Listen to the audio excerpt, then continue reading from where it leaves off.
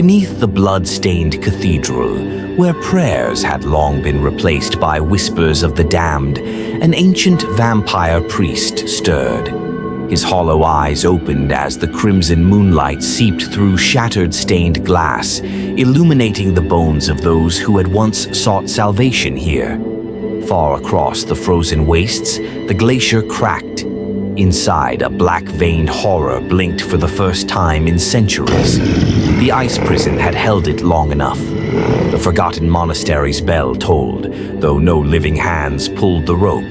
Only the vampire monk, still praying for a salvation that had never come. In the drowned village, just beneath the water's surface, pale, luminous eyes opened. The drowned ones, cursed to wait beneath the waves, drifted silently, their mouths stretching open in silent hunger. The ruins of a once great castle came to life. The feast of the damned began anew, golden chalices overflowing with fresh blood. Skeletal servants laid platters of flesh before a regal vampire queen, her throne built from the bones of centuries past. Deep within the coffin forest, where the trees bore cursed fruit, the ancient ones stirred.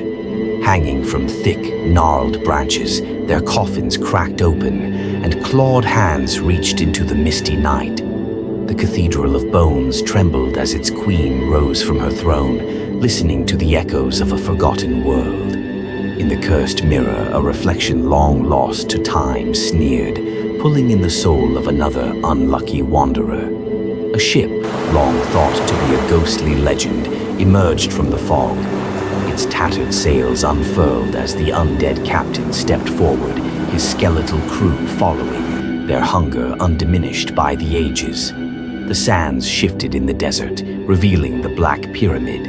Ancient hieroglyphs pulsed with an eerie light as a long-dead pharaoh's fingers twitched beneath his sarcophagus lid.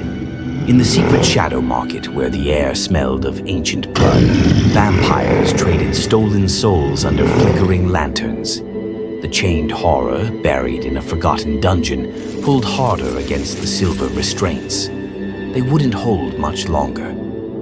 Grave dirt shifted in the whispering tomb, a voice hissing out an invitation to any foolish enough to listen. In the labyrinth of the undying, the walls echoed with the sounds of footsteps and something following close behind. From the depths of a cursed well, an outstretched, decayed hand clawed at the surface. In a grand but decaying gallery, a painting of an aristocratic vampire changed ever so slightly, its subject watching, waiting. Lightning illuminated the Tower of Silence, where a lone feral vampire crawled along the walls, its empty eyes fixed on the traveler below.